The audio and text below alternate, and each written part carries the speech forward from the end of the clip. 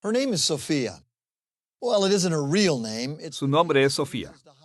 Bueno, ese no es su nombre real. Es el nombre que usa para esconderse de sus amigos y familiares que trataron de matarla porque cree en Jesús. Sofía viene de un pasado en donde creer en Jesús algunas veces trae persecución. Esto es cierto hoy día en muchas partes del mundo y también fue cierto en el primer siglo. En los días del apóstol Juan, los judíos creyentes eran echados fuera de las sinagogas por creer que Jesús era el cumplimiento de las antiguas promesas de Dios a sus antepasados. Fueron aislados de sus familias, de su historia y de su religión. Juan escribió para asegurarles a estos creyentes perseguidos que Jesús realmente es el Cristo, el Hijo de Dios. Él quería asegurarse que aún en las circunstancias más duras se mantendrían fieles a Jesús y disfrutarían vida abundante en Él. Esta es la quinta lección en nuestra serie Los Evangelios. En esta serie, exploraremos el cuarto evangelio de la Biblia que nos cuenta cómo Jesús trajo el reino y la gloria de Dios a la historia de la tierra. Esta lección se titula El Evangelio según San Juan. En esta lección, estudiaremos el Evangelio de Juan de manera que nos ayude a leerlo con un mayor entendimiento, a amar a Dios más profundamente y a disfrutar nuestras vidas en Cristo más plenamente. En nuestra lección, estudiaremos el Evangelio de Juan de tres maneras importantes. Primero, consideraremos el trasfondo del Evangelio de Juan. Segundo, exploraremos su estructura y contenido. Tercero, observaremos los temas principales del mismo Evangelio. Comencemos estudiando el trasfondo del Evangelio de Juan. Exploraremos el trasfondo del Evangelio de Juan considerando el autor y la ocasión o circunstancias presentes cuando el Evangelio fue escrito. Comencemos con la autoría de este Evangelio. A través de la historia de la Iglesia, los cristianos constantemente han atribuido este Evangelio a Juan, el discípulo de Jesús, el hermano de Jacobo e hijo de Zebedeo. Juan fue uno de los compañeros más íntimos de Jesús y un pilar de la fe en los inicios de la comunidad cristiana. Sus escritos en el Nuevo Testamento incluyen no solo el cuarto Evangelio, sino también las cartas de Primera, Segunda y Tercera de Juan y el libro de Apocalipsis. Estudiaremos la autoría del Evangelio de Juan en dos etapas. Primero, veremos que el punto de vista tradicional que asume que el apóstol Juan escribió este Evangelio es confiable. Y segundo, exploraremos la historia personal de Juan. Comencemos viendo el punto de vista tradicional, que el apóstol Juan fue el autor del cuarto evangelio. Podemos afirmar que lo más probable es que Juan escribió el cuarto evangelio debido a tres tipos de evidencia temprana. Primero, consideraremos los manuscritos antiguos del Evangelio de Juan. Muchos manuscritos antiguos del cuarto evangelio mencionan el nombre del autor como Juan. Por ejemplo, el papiro 66 y el papiro 75. Ambos con fecha alrededor del año 200 después de Cristo, le llaman el Evangelio Evangelion Kata Ioanen, que significa Evangelio según Juan. Y el Códice Sinaítico y el Códice Vaticano, ambos escritos a mitad del siglo IV después de Cristo, lo llaman simplemente Kata Ioanen, que significa según Juan. Por supuesto, el nombre de Juan era común, pero está claro por los escritos de la iglesia primitiva que esta atribución hace referencia al Juan más importante en las Escrituras, el apóstol Juan. No solo los manuscritos antiguos indican que Juan escribió el cuarto evangelio, sino la evidencia interna del evangelio mismo nos dirige hacia la conclusión de que Juan es su autor más probable. El escritor del Evangelio registró debates entre Jesús y los líderes judíos sobre puntos particulares de la ley judía, mostrando que el autor tenía un fuerte entendimiento de la ley judía, así como Juan el apóstol lo hubiera tenido como judío palestino. Existe fuerte evidencia de que el autor de este Evangelio era un judío palestino. El carácter palestino del Evangelio se ve en las descripciones del ministerio de Jesús. Por ejemplo, en el capítulo 7, versículo 15, él señaló la importancia de la formación religiosa a los ojos de los líderes judíos palestinos. El autor del cuarto evangelio también mencionó temas religiosos y usó vocabulario que era similar a otros escritos del primer siglo del judaísmo palestino. Por ejemplo, un número de académicos han señalado similitudes en el lenguaje entre el Evangelio de Juan y los escritos del Qumrán, comúnmente conocidos como los rollos del Mar Muerto. Por ejemplo, la expresión «los hijos de luz» aparece en los escritos del Qumrán y en Juan capítulo 12, versículo 36. Y la frase «la luz de la vida» aparece tanto en los escritos del Qumrán como en Juan capítulo 8, versículo 12. Similitudes como estas indican que el autor del cuarto evangelio estaba acostumbrado a las conversaciones religiosas de la Palestina del primer siglo. No solo el texto del evangelio da la impresión de que fue escrito por un judío palestino, sino también de que fue escrito por un testigo ocular. Esto se ajusta al perfil de Juan el apóstol, porque él mismo fue un testigo ocular de la vida de Jesús.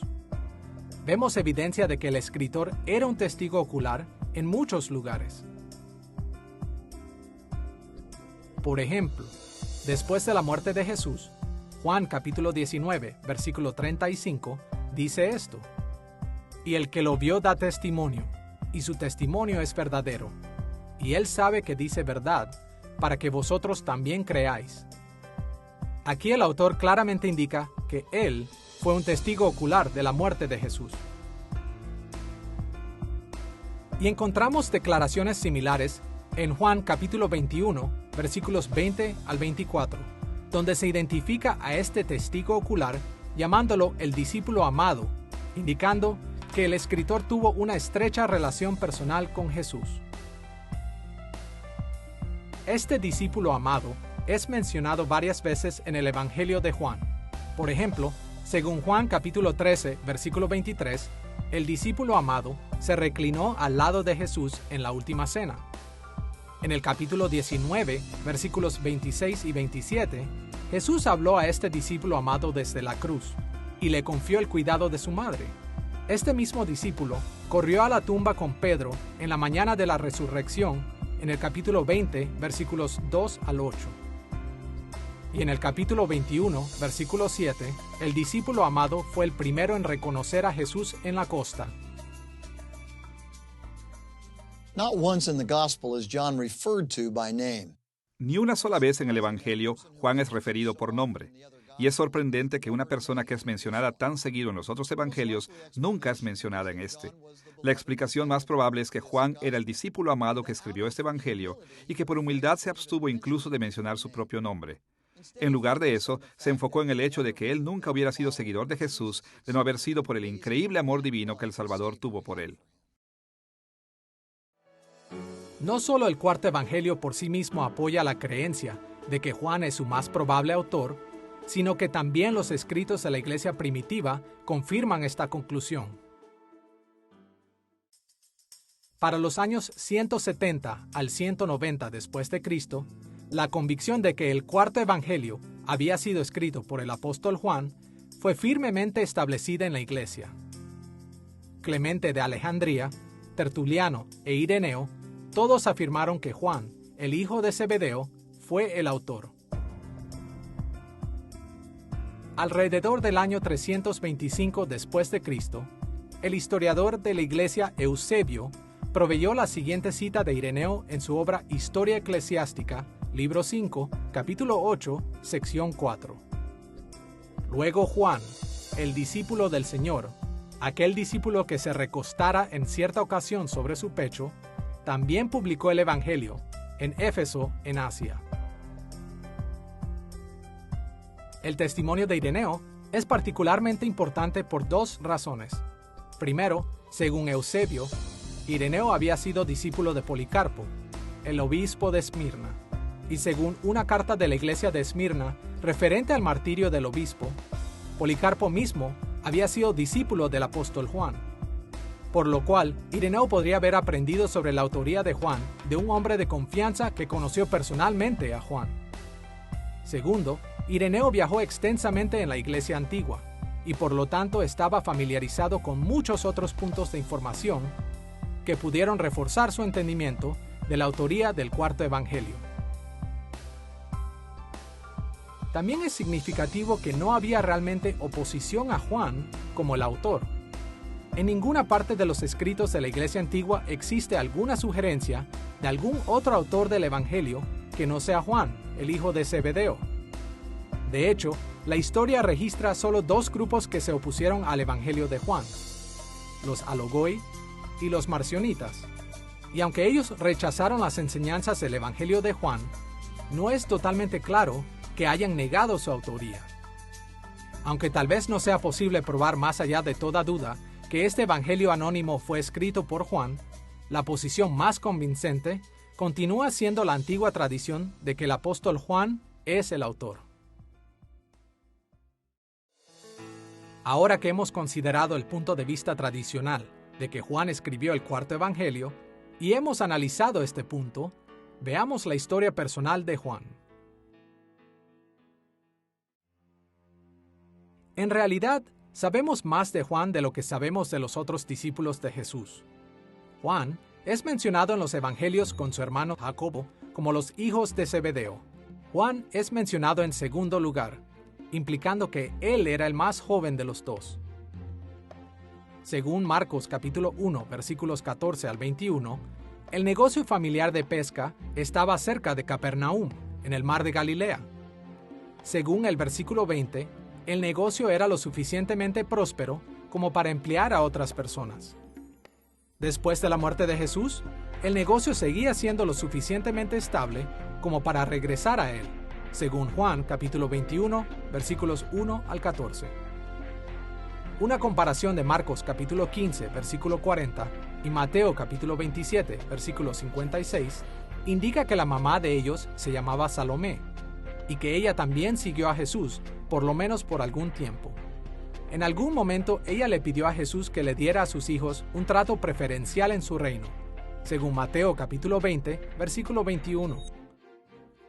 Yendo un paso más allá, una comparación de Juan capítulo 19, versículo 25 y Mateo capítulo 27, versículo 56, puede indicar que Salomé, la madre de los hijos de Zebedeo, era la hermana de María, la madre de Jesús. Esto haría a Juan el primo de Jesús. Si esto fuera cierto, nos ayudaría a explicar por qué Jesús, cuando habló desde la cruz en Juan capítulo 19, versículos 25 al 27, le pidió a Juan que se hiciera cargo de su madre.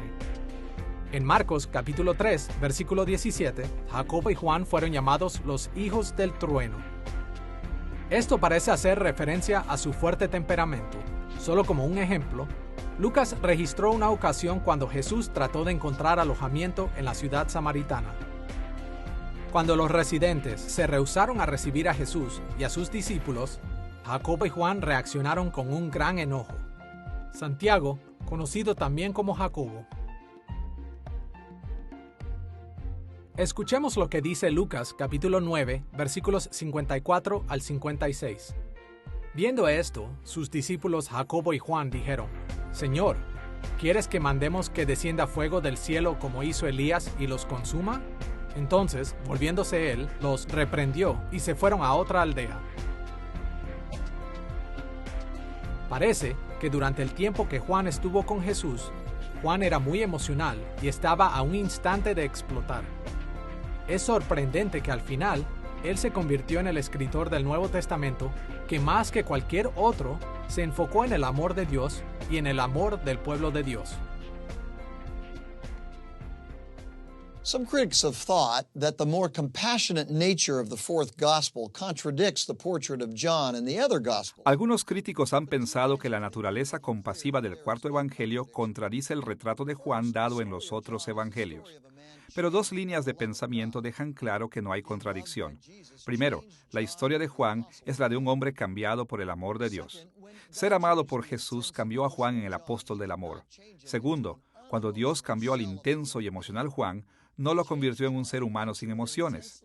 Él cambió a Juan en un intensamente emocional predicador del evangelio de amor. Dios redirigió y usó la esencia de su ser, pero no erradicó esa esencia. En las narraciones de los Evangelios, Juan pertenece al círculo íntimo de los discípulos junto con Pedro y Jacobo. Solo ellos estuvieron con Jesús en eventos críticos como su transfiguración y sus oraciones en el Getsemaní, en la noche de su arresto. En el libro de Hechos, Pedro y Juan son los dos líderes de los discípulos, y en Gálatas capítulo 2, versículo 9, Pablo llamó a Juan uno de los pilares de la iglesia en Jerusalén. En la iglesia primitiva, Ireneo y muchas otras fuentes reportaron el largo ministerio de Juan en Éfeso después de que dejó Jerusalén. Existe una fuerte tradición de que Juan fue eventualmente exiliado a la isla de Patmos. Según algunas fuentes, después fue liberado del exilio y regresó a Éfeso, muriendo durante el reinado del emperador Trajano, cerca del final del primer siglo. Ahora que hemos afirmado el punto de vista tradicional de que Juan escribió el cuarto evangelio, y nos hemos familiarizado un poco con la historia personal de Juan, exploraremos la ocasión o circunstancias acerca de la autoría del Evangelio de Juan. Exploraremos la ocasión acerca de la autoría del Evangelio de Juan de 4 maneras. Primero, consideraremos la ubicación geográfica tanto de la audiencia como la del escritor. Segundo, observaremos un poco más de cerca la identidad de la audiencia original. Tercero, consideraremos la fecha de la autoría. Y cuarto, pensaremos en el propósito del Evangelio. Comencemos observando la ubicación del Evangelio de Juan. Es muy probable que Juan escribió su Evangelio mientras estaba en Éfeso y que lo escribió para una audiencia que vivía fuera de Palestina, tal vez en Asia Menor. No podemos saber esto con certeza, pero hay varios factores que apoyan estas conclusiones. Por ejemplo, los comentarios de Juan acerca de las costumbres judías palestinas apuntan a una audiencia que vivía fuera de Palestina. Escuchamos lo que Juan escribió en Juan capítulo 4, versículo 9. La mujer samaritana le dijo: ¿Cómo tú, siendo judío, me pides a mí de beber, que soy mujer samaritana? Porque judíos y samaritanos no se tratan entre sí.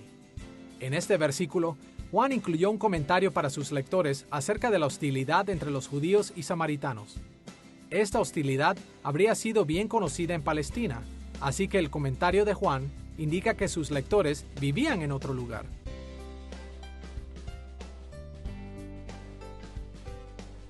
Los escritos de la iglesia primitiva también sugieren que el Evangelio fue escrito primeramente para la gente fuera de Palestina. Anteriormente, citamos a Eusebio, quien citó a Ireneo, diciendo que Juan escribió este Evangelio en Éfeso, en Asia Menor. Casi toda la iglesia antigua estuvo de acuerdo con esta conclusión, incluyendo Ireneo, Polícrates, Clemente de Alejandría y Justino Mártir. Más aún, ninguna fuente antigua jamás sugiere que algún grupo aparte de los residentes de Asia Menor fueron sus destinatarios. Hay también una cercana conexión entre el Evangelio de Juan y el libro de Apocalipsis. Juan escribió el libro de Apocalipsis y su audiencia estaba definitivamente en Asia Menor. Las 7 iglesias a las que se dirigen las cartas en Apocalipsis capítulo 2 y 3 están en Asia Menor. Y los sorprendentes paralelismos entre Juan y Apocalipsis crean una fuerte presunción de una audiencia similar. Por ejemplo, el Evangelio de Juan tiene una línea de enseñanza relacionada con el conflicto entre los convertidos al cristianismo y las sinagogas judías. Y el libro de Apocalipsis también reconoce este problema.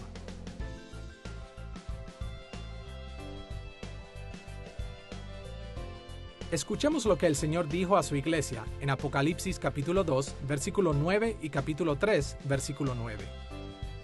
Yo conozco la blasfemia de los que se dicen ser judíos y no lo son, sino sinagoga de Satanás. Yo entrego de la sinagoga de Satanás a los que se dicen ser judíos y no lo son, sino que mienten. He aquí, yo haré que vengan y se postren a tus pies y reconozcan que yo te he amado. Desde una perspectiva diferente, sabemos por Hechos capítulo 19, versículos 1 al 7, que los seguidores de Juan el Bautista continuaron en Éfeso por lo menos hasta ese tiempo. Si el apóstol Juan escribió para una audiencia que incluía a los seguidores de Juan el Bautista, esto puede explicar el claro énfasis del Evangelio al decir que Juan el Bautista se subordinó a Jesús. Aunque la certeza del asunto es imposible, parece más probable que Juan estaba en Éfeso cuando escribió su Evangelio y que fue formado en parte por las circunstancias en Asia Menor. Ahora que hemos sugerido que la ubicación donde el Evangelio fue escrito fue más probablemente en Éfeso, consideremos más de cerca el carácter de la audiencia original a quien Juan escribió. Como todos los evangelios, hay un sentido en el que el Evangelio de Juan fue destinado para toda la iglesia a través de las edades. Esto tiene un valor infinito para todo el pueblo de Dios. Pero también hay partes del Evangelio de Juan que parecen haber tenido especial relevancia para la iglesia en algún lugar y tiempo determinado. Por lo menos en algunas partes del Evangelio, Juan parece haber tenido en mente a miembros de la comunidad judía, quienes habían creído que Jesús era el Mesías, pero quienes continuaban adorando en la sinagoga, o teniendo otros contactos importantes con la comunidad judía. De hecho, casi toda la parte central del Evangelio, desde el capítulo 5 hasta el capítulo 12, trata con el intenso conflicto entre Jesús y los judíos. Este conflicto es también resaltado por el uso de Juan de la frase los judíos, que Juan usa más de 70 veces, pero que aparece menos de 20 veces en los otros 3 evangelios combinados. En la mayoría de los casos, Juan usó este término para referirse a los líderes religiosos quienes se levantaban en contra de Jesús. En contraste, cuando Juan habló positivamente acerca del pueblo de Dios en el Antiguo Testamento, típicamente usó palabras como Israel o israelitas. Por ejemplo, en Juan capítulo 1, versículo 47, Jesús llamó a Natanael un verdadero israelita en quien no hay engaño. Juan también usó la palabra griega Cristo más seguido que cualquier otro de los evangelistas. El término Cristo se traduce de la palabra griega Christos y de la palabra hebrea Mashiach. Ambas significan el ungido. El Cristo era el Redentor ungido de Dios, quien iba a rescatar a Israel de sus pecados y liberarlos del dominio extranjero. El término Cristo habría sido especialmente importante para los cristianos judíos porque el enfoque de la diferencia entre la sinagoga y la creciente iglesia cristiana era la creencia de que Jesús era el Cristo, el tan esperado Salvador del pueblo de Dios que había sido profetizado en el Antiguo Testamento. Los temas abordados por Juan y la forma en la que se dirige a ellos muestra que sus principales lectores fueron los judíos cristianos que estaban luchando como seguidores de Jesús. Pero como todas las Escrituras, el Espíritu Santo también dirigió el libro de Juan para ser usado por toda la iglesia a través de las edades. Y de hecho, en Juan capítulo 1, versículo 41 y capítulo 4, versículo 25, Juan incluso tradujo el término hebreo Mesías para los gentiles en su audiencia. Y por supuesto, la historia ha demostrado que el Evangelio de Juan es de gran valor tanto para los creyentes judíos como gentiles. Ahora que hemos visto tanto la ubicación como la audiencia del Evangelio, consideremos la fecha de su composición. En general, podemos decir que Juan muy probablemente escribió entre los años 85 y 90 después de Cristo. Varios factores hacen probable que el Evangelio no fue escrito antes del año 85 después de Cristo. Primero, Juan es el único evangelio que no incluye predicciones de la destrucción de Jerusalén y del templo, lo que tuvo lugar en el año 70 después de Cristo. Esto es probablemente porque un importante periodo de tiempo había pasado desde ese terrible evento. Segundo, el Evangelio refleja una época cuando la división entre la iglesia y la sinagoga era más amarga. Después de la caída de Jerusalén, el judaísmo vino a ser más rígido. Defendiéndose a sí mismo contra las herejías, las oraciones diarias en la sinagoga fueron cambiadas para incluir una maldición sobre herejías como aquellas que creían que Jesús era hijo de Dios. Y la excomunión formal vino a ser más frecuente. Esta tensión está prefigurada en pasajes como Juan capítulo 9, donde Juan reportó la excomunión del hombre ciego que había sido sanado por Jesús. Escuchemos el comentario de Juan sobre esta situación en Juan capítulo 9, versículo 22. Los judíos ya habían acordado que si alguno confesase que Jesús era el Mesías, fuera expulsado de la sinagoga. En este pasaje, ser expulsado de la sinagoga significaba ser excomulgado, excluido de la comunidad judía. Tercero, parece que el Evangelio de Juan fue escrito después que los otros 3 evangelios. Este punto de vista es compartido por el historiador del IV siglo Eusebio. Según él, Juan dirigió su evangelio para complementar a los otros evangelios, especialmente con información del ministerio de Jesús antes del arresto de Juan el Bautista.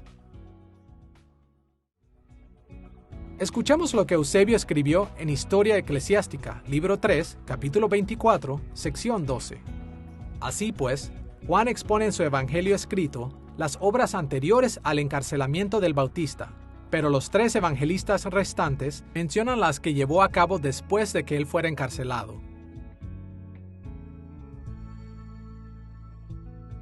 Todo esto nos guía a la conclusión de que la antigua tradición de la Iglesia era probablemente correcta y de que el Evangelio fue escrito al final de la vida de Juan, probablemente después del año 85 después de Cristo. Si Juan, el hijo de Zebedeo, es el autor de este Evangelio, entonces la última fecha posible para el Evangelio de Juan está determinada por su vida útil. Juan era un joven cuando comenzó a seguir a Jesús, probablemente alrededor del año 30 después de Cristo.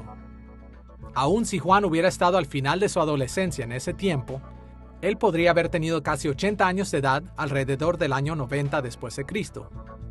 Vivir mucho más que eso sería muy dudoso. El 85 o 90 después de Cristo es la última fecha posible para que Juan escribiera el Evangelio, de acuerdo con la evidencia de los manuscritos.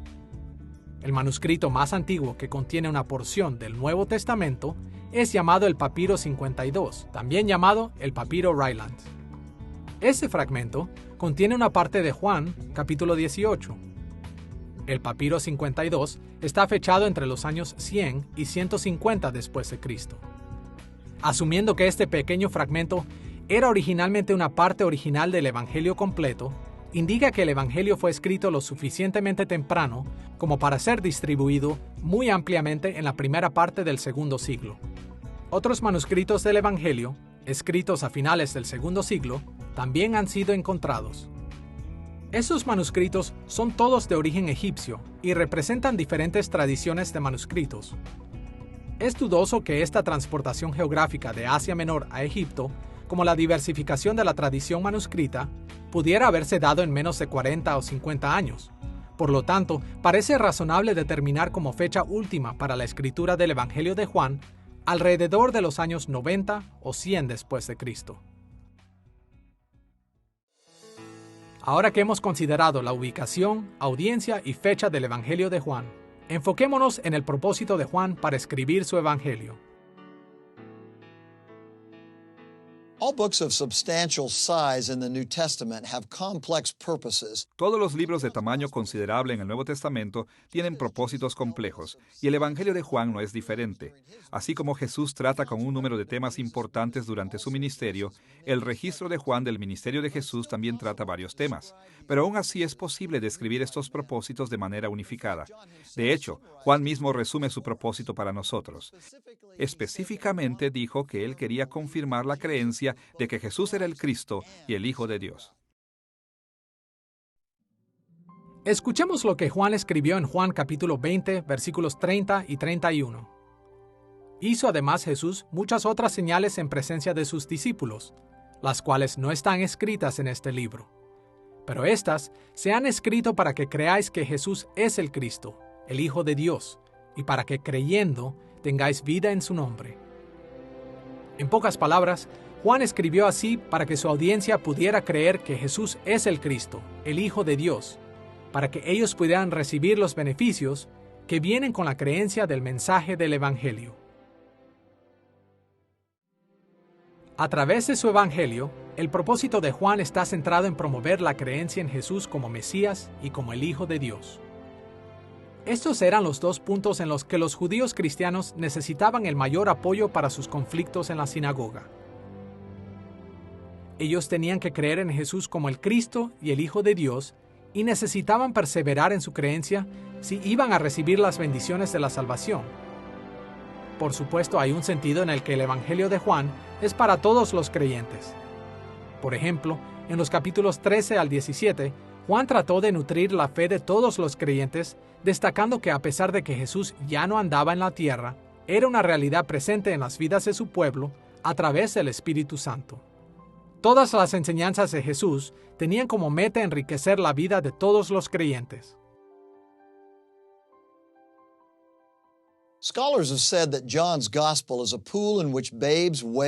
Estudiosos han dicho que el Evangelio de Juan es una alberca en la que los bebés juguetean y los elefantes nadan. Su mensaje básico es simple y claro. Jesús es el Cristo, el Hijo de Dios, pero los detalles de ese mensaje básico continúan desafiando a los intérpretes quienes han estudiado el Evangelio por años. Los primeros cristianos que leyeron este Evangelio habrían sido profundamente alentados por el cual les enseñaría a perseverar en su fe cristiana a pesar de sus conflictos con sus oponentes, y les desafiaría a crecer en su amor y admiración por el Cristo, que era su única fuente de vida abundante. Y el Evangelio de Juan ofrece los mismos estímulos y desafíos para los cristianos modernos también. Ahora que hemos estudiado el trasfondo del Evangelio de Juan, vayamos a la estructura y contenido. Los académicos han descrito la estructura del Evangelio de Juan en una variedad de formas. En esta lección, seguiremos a los que han sugerido una conexión entre el resumen introductorio de Juan sobre la vida y el ministerio de Jesús y el contenido del libro de Juan. Escuchemos estas palabras de Juan, capítulo 1, versículos 10 al 14. Jesús, en el mundo estaba, y el mundo por él fue hecho, pero el mundo no le conoció. A lo suyo vino, y los suyos no le recibieron. Mas a todos los que le recibieron, a los que creen en su nombre, les dio potestad de ser hechos hijos de Dios. Y vimos su gloria, gloria como del unigénito del Padre, lleno de gracia y de verdad. Este pasaje se enfoca en 4 ideas principales. Jesús vino al mundo. Él vino y fue rechazado por su propio pueblo, llamado Israel. Aquellos quienes lo recibieron y creyeron en él, vinieron a ser hijos de Dios. Y entonces, aquellos creyentes se convirtieron en testigos de Jesús.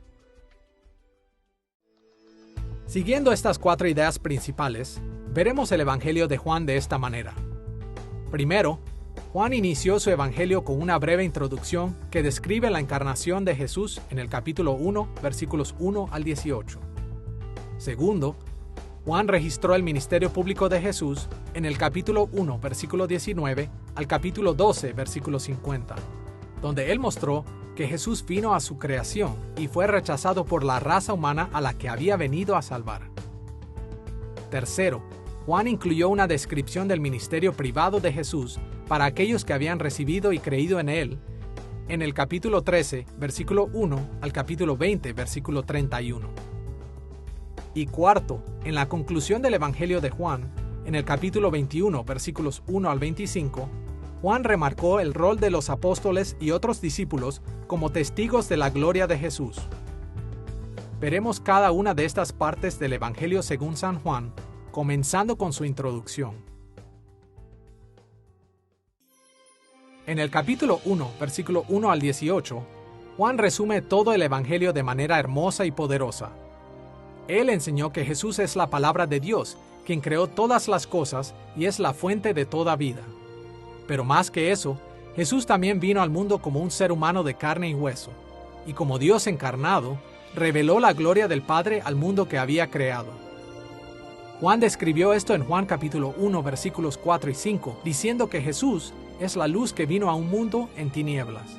Él conquistó esa oscuridad siendo la completa revelación de la gracia de Dios.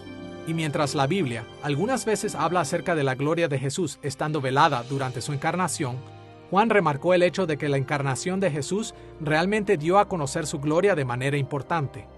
Y lejos de oscurecer la gloria de Jesús, su encarnación como ser humano realmente reveló su gloria.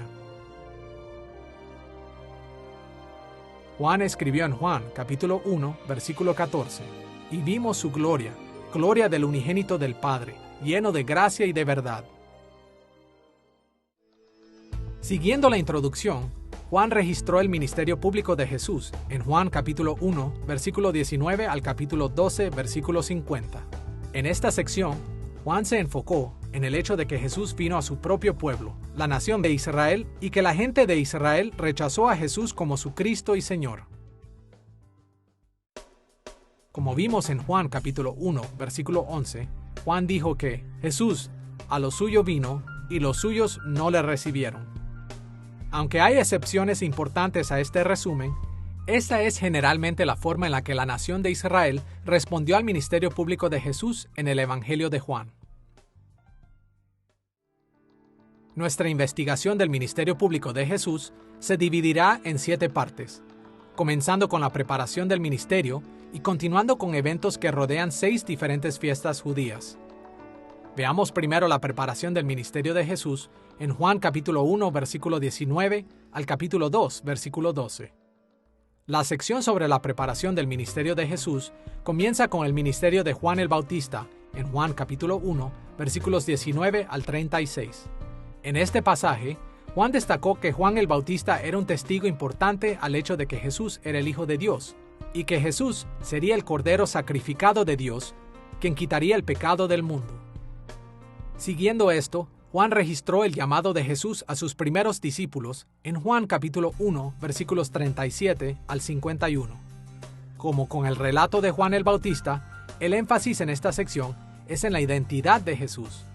Sus discípulos se refirieron a él como Rabí, lo que significa maestro, en el versículo 38, Mesías, que significa Cristo, en el versículo 41, de quien Moisés escribió, que es una referencia a lo que el profeta Moisés había predicho en el versículo 45, y el Hijo de Dios y su término paralelo, el Rey de Israel, en el versículo 49.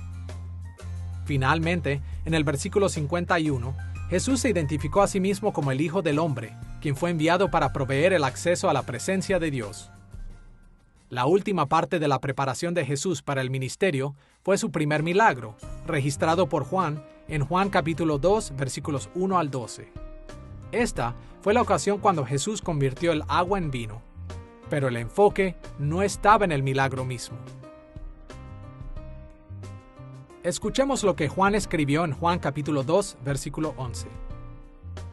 Este principio de señales hizo Jesús en Caná de Galilea, y manifestó su gloria, y sus discípulos creyeron en él. Uno de los puntos principales que Juan señaló fue que este milagro era una señal que revelaba la gloria de Jesús, y que causó que sus discípulos creyeran en él.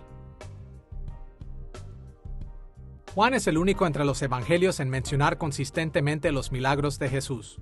Sameón, señales, como usualmente es traducido. Los milagros no tenían la intención de llamar la atención hacia ellos mismos, sino para apuntar más allá de sí mismos a Jesús. Particularmente, identificaron a Jesús como el Cristo y el Hijo de Dios, en línea con el propósito del libro que Juan resumió en Juan capítulo 20, versículos 30 y 31. La segunda sección, que trata con el ministerio público de Jesús, se orienta en torno a la celebración de la Pascua en Jerusalén. Nos referimos a esto como la primera Pascua, porque específicamente esta es la primera vez que se menciona en el Evangelio de Juan. Esta sección se extiende desde Juan capítulo 2, versículo 13, hasta el capítulo 4, versículo 54. Comienza con el relato de Juan cuando Jesús purificó el templo, sacando a los mercaderes en Juan capítulo 2, versículos 13 al 25. Y otra vez, el enfoque estaba en la identidad de Jesús. Escuchemos lo que los judíos le preguntaron a Jesús en Juan capítulo 2, versículo 18. ¿Qué señal nos muestras, ya que haces esto? Jesús respondió prediciendo su propia muerte y resurrección, lo que sería la mayor señal en todo su ministerio de que Él era el Hijo de Dios.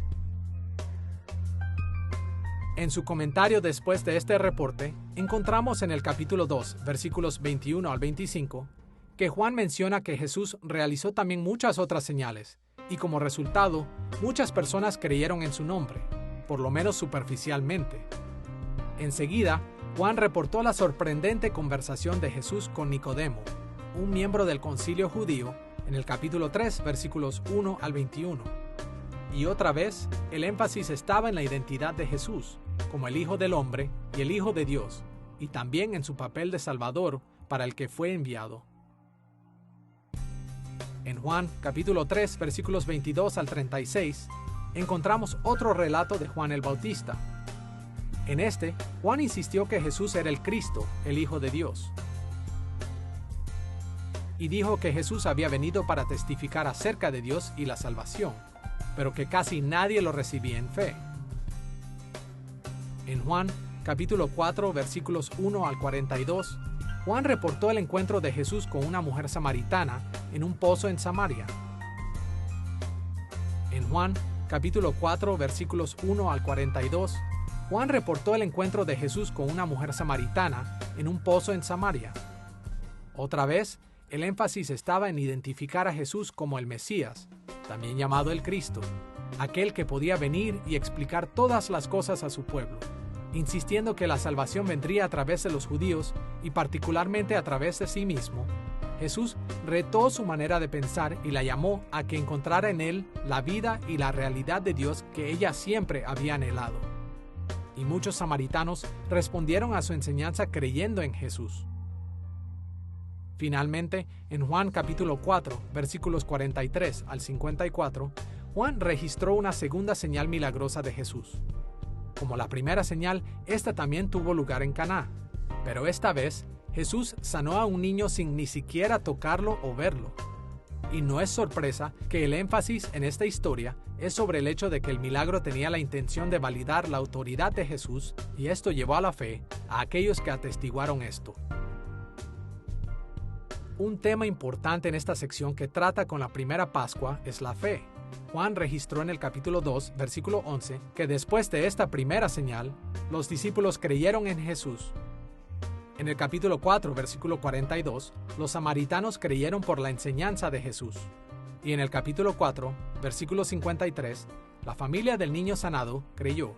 Después, en Juan capítulo 7, versículo 50 y el capítulo 19, versículo 39, encontramos razones para pensar que Nicodemo también se convirtió en creyente en Jesús.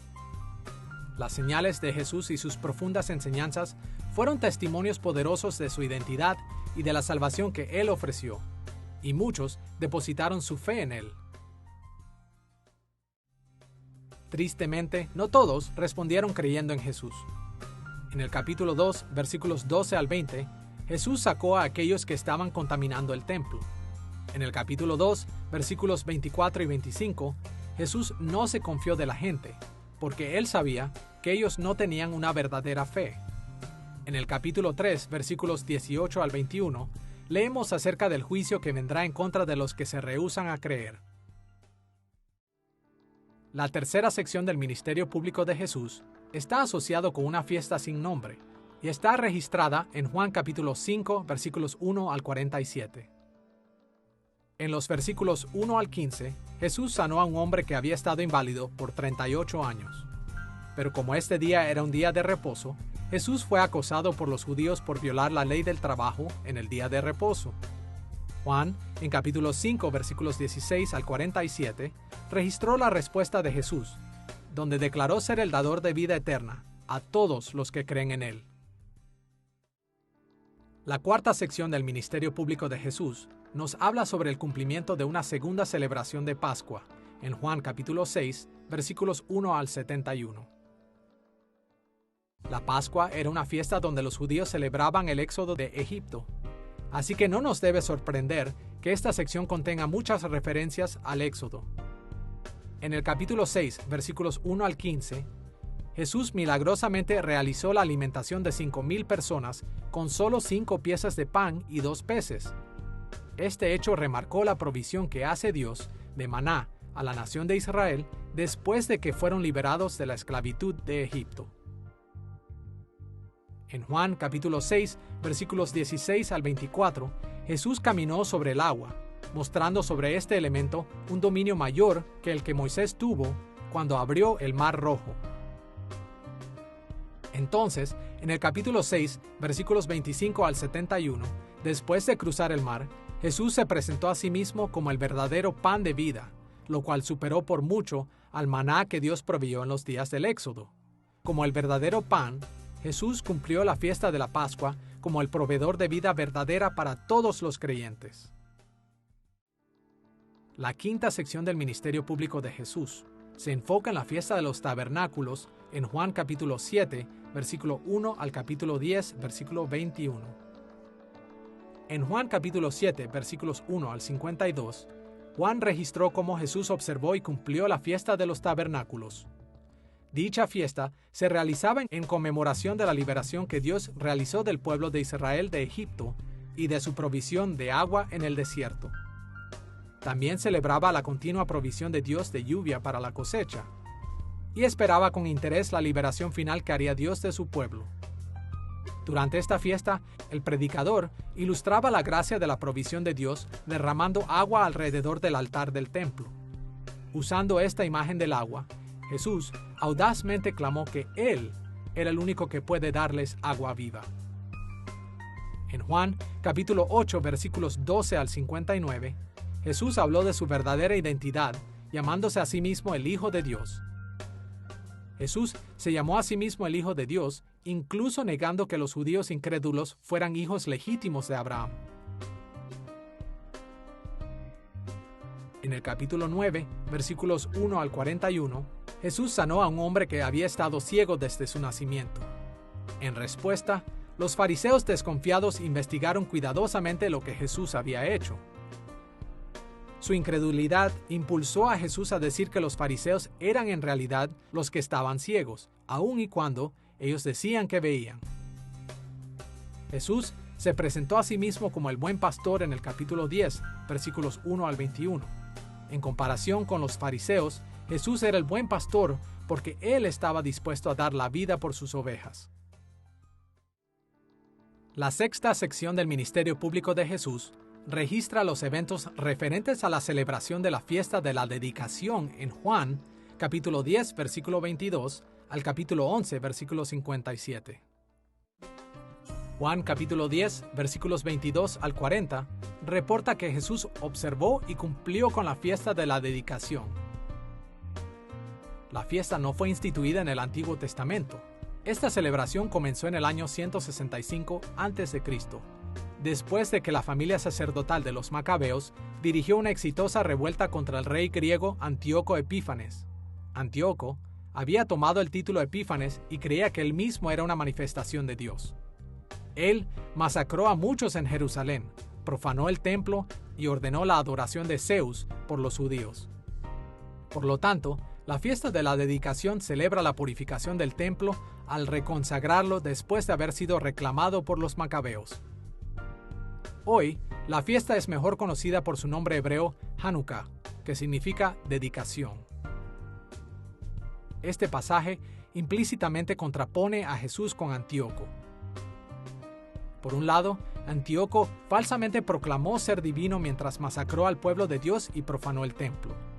Por otro lado, Jesús realmente es el Hijo de Dios quien fielmente hizo el trabajo del Padre, incluyendo el dar vida eterna a su pueblo. En Juan capítulo 10, versículo 36, Jesús proclamó que Él había sido apartado, o como algunas traducciones lo ponen, consagrado y enviado al mundo. Y este lenguaje remarca la consagración del templo en la fiesta de la dedicación. Y por supuesto, Jesús ya había comparado la reconstrucción del templo con la resurrección de su cuerpo en Juan capítulo 2, versículos 19 al 21. Estos temas se desarrollan en la historia de la resurrección de Lázaro en Juan capítulo 11, versículos 1 al 57, donde se demuestra el divino poder de Jesús sobre la muerte. Y la resurrección de Lázaro de la muerte también anuncia la propia resurrección de Jesús al final del Evangelio, cuando todas las esperanzas de la fiesta de la dedicación sean finalmente cumplidas. La séptima sección del ministerio público de Jesús está centrada alrededor de la preparación de la tercera Pascua en Juan capítulo 12, versículos 1 al 50.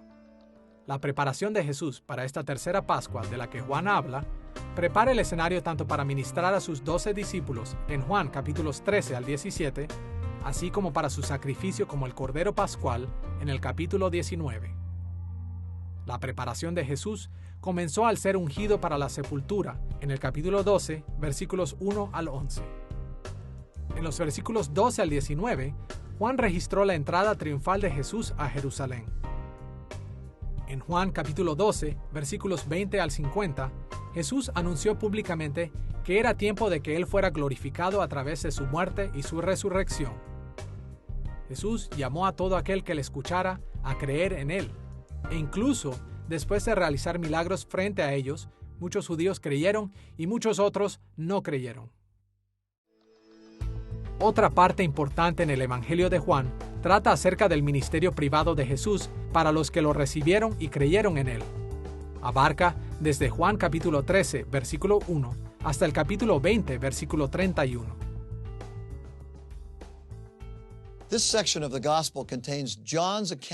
Esta sección del Evangelio contiene los relatos de Juan sobre la última cena de Jesús con sus discípulos, su arresto, crucifixión y resurrección.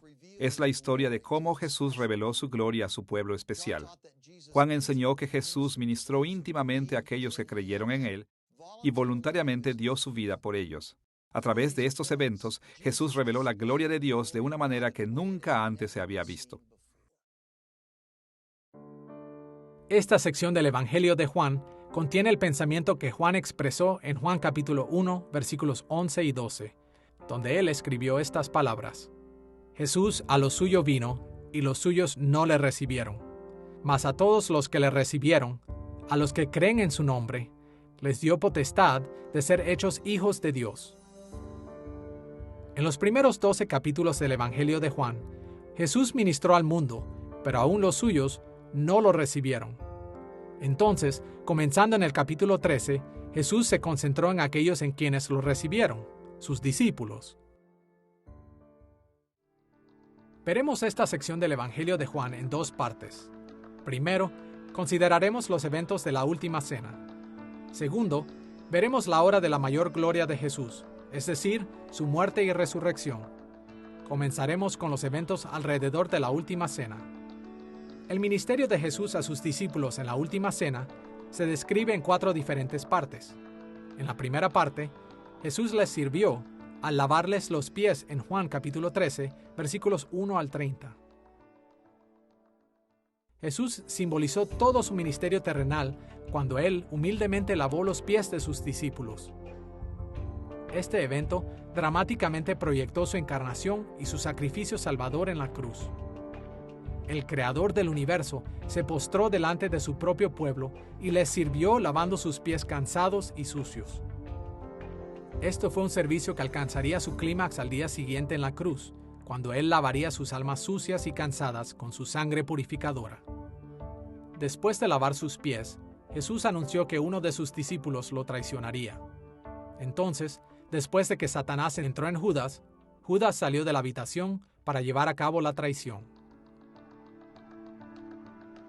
Después de servir a sus discípulos lavando sus pies, Jesús los consoló en Juan capítulo 13, versículo 31, al capítulo 14, versículo 31. Después de que Judas salió, Jesús comenzó lo que generalmente es llamado su discurso de despedida, en el que preparó a sus fieles discípulos para el hecho de que pronto les dejaría.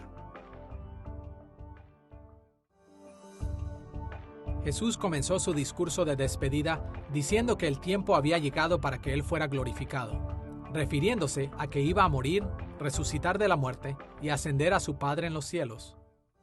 Sus discípulos tendrían que vivir sin la presencia de su cuerpo caminando, hablando y viviendo entre ellos. Él también predijo que Pedro lo negaría 3 veces. Jesús sabía que estas noticias complicadas preocuparon a sus discípulos, así que Él los consoló y les aseguró que finalmente los llevaría al Padre también. Y les dijo que no los dejaría solos. Él enviaría al Espíritu Santo para ministrarles en su lugar. Escuchemos la promesa de Jesús en Juan capítulo 14, versículo 26.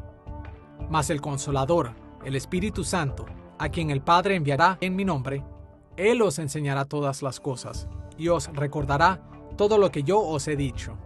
Jesús prometió que sus discípulos nunca estarían solos, serían llevados a juicio y perseguidos por el mundo, pero nunca necesitarían defender solos el nombre de Jesús y el de ellos mismos. El Espíritu de verdad les daría poder para hablar y para escribir infalible y autoritativamente en nombre de Jesús. Después de consolar a sus discípulos, Jesús los preparó para su partida y para sus futuros ministerios en Juan capítulo 15, versículo 1 al capítulo 16, versículo 33. Al final de la sección anterior, Jesús y sus discípulos dejaron el lugar donde habían estado, y Jesús comenzó una nueva sección de su discurso. Él comenzó describiéndose a sí mismo como la vid verdadera en Juan capítulo 15, versículos 1 al 8. Esta metáfora apela al Salmo 80, versículo 8, y a Isaías capítulo 5, versículos 1 al 7, donde la nación de Israel fue descrita como una viña gloriosa. Debido al fracaso y al pecado de Israel más tarde, fue llamada una vid degenerada y extraña, en Jeremías capítulo 2, versículo 21. Sin embargo, Jesús usó esta imagen para asegurar a sus discípulos que Él mismo estaba reconstituyendo a Israel como una nación fiel y verdadera, y que ellos eran parte de este gran plan. Escuchemos lo que Jesús dijo en Juan capítulo 15, versículos 1 al 5. Yo soy la vid verdadera, yo soy la vid, vosotros los pámpanos. El que permanece en mí, y yo en él, éste lleva mucho fruto, porque separados de mí, nada podéis hacer. Al decir que era la vid verdadera, Jesús estaba diciendo que en un sentido importante, Él mismo era Israel. Jesús representó a Israel y cumplió el destino de Israel. Israel no había podido establecer el reino de Dios en la tierra, pero Jesús tuvo éxito, y sus discípulos eran las ramas de su vid. Ellos eran parte del pueblo de Dios, y los instrumentos a través de los cuales Dios llevaría a cabo su plan para la historia. Pero Jesús también sabía que el mundo odiaría a sus discípulos, porque ya lo odiaban a Él. Así que les aseguró que estaba abriendo la puerta de la oración al Padre por ellos. Ellos eran sus embajadores, sus representantes autorizados en la tierra, y por esto el Padre prestaría atención a sus oraciones como si Jesús mismo hubiera orado por ellos. Como les dijo en Juan capítulo 16, versículos 23 y 24, de cierto os digo que todo cuanto pidiereis al Padre en mi nombre, os lo dará. Hasta ahora nada habéis pedido en mi nombre. Pedid y recibiréis, para que vuestro gozo sea cumplido. Después de preparar a sus discípulos, Jesús oró por ellos en Juan capítulo 17, versículos 1 al 26. La oración de Jesús en Juan capítulo 17 es generalmente llamada su oración sacerdotal, porque intercede por sus seguidores de manera sacerdotal. En particular, Jesús oró para que el Padre protegiera a sus discípulos, y de esta manera muchos otros pudieran venir a la fe a través de ellos. Él oró para que ellos y sus propios discípulos fueran protegidos de las fuerzas del mundo, que su unidad los fortaleciera y que sus vidas glorificaran a Dios. Después de describir la última cena, Juan reportó la muerte y resurrección de Jesús en Juan capítulo 18, versículo 1 al capítulo 20, versículo 31. En el Evangelio de Juan, la muerte y resurrección de Jesús y sus eventos asociados son generalmente descritos como la hora de la gloria de Jesús. En el Antiguo Testamento, la palabra gloria generalmente se refiere a la presencia de Dios en su pueblo. Durante la historia de Israel, la gloria de Dios los acompañó. Su gloria estaba en la nube que los dirigió durante su peregrinación por el desierto en Éxodo capítulo 16, versículo 10. Estaba en el tabernáculo de Dios en Éxodo capítulo 40, versículos 34 y 35. Y la gloria de Dios habitaba en el templo de Salomón, en Primera de Reyes, capítulo 8, versículo 11. De acuerdo a esta definición, cuando el Evangelio de Juan usa la palabra gloria, se refiere a Jesús como Dios encarnado que habita entre su pueblo. Pero cuando Jesús se refiere a la hora de su gloria, Él usualmente se refiere al momento particular en su vida en el que su gloria sería demostrada al mundo de la manera más profunda posible. En otras palabras, se estaba refiriendo a su muerte y resurrección. We don't normally think of death as glorious. Normalmente no pensamos de la muerte como gloriosa, pero la muerte y resurrección de Jesús compraron la reconciliación del pueblo de Dios. Su sacrificio voluntario y su resurrección trajeron salvación y vida a todo aquel que creyó en Él y le recibió como Mesías. Esto reveló el amor y el poder de Dios para nosotros de maneras que de lo contrario nunca nos hubiéramos dado cuenta. Fueron trágicas, pero hermosas, y trajeron inmenso honor y alabanza a Dios. En definitiva, fueron los eventos más gloriosos que han sucedido en la historia de la humanidad. El relato de la muerte y resurrección de Jesús se divide en tres grandes partes, comenzando con el arresto y juicio de Jesús en el capítulo 18, versículo 1, al capítulo 19, versículo 16. Primero leemos del arresto de Jesús en el capítulo 18, versículos 1 al 11. Después que Judas traicionó a Jesús entregándolo a las autoridades, soldados y oficiales de parte de los sumos sacerdotes y los fariseos vinieron y arrestaron a Jesús. En el capítulo 18, versículos 12 al 27, Jesús fue traído a Caifás, el sumo sacerdote, para ser cuestionado. Durante este tiempo, Pedro negó a Jesús 3 veces, justo como Jesús lo había profetizado. Enseguida, Jesús fue llevado ante el gobernador romano Pilato en el capítulo 18, versículo 28, al capítulo 19, versículo 16. Pilato concluyó que Jesús era inocente, pero no lo liberó por temor a los judíos. Sin embargo, el verdadero poder detrás del arresto y juicio de Jesús era Dios mismo. Ni Pilato ni Caifás estaban realmente en control. Cada cosa que pasó fue de acuerdo al plan de Dios. Como leemos en Juan capítulo 19, versículos 10 y 11, entonces le dijo Pilato: ¿A mí no me hablas?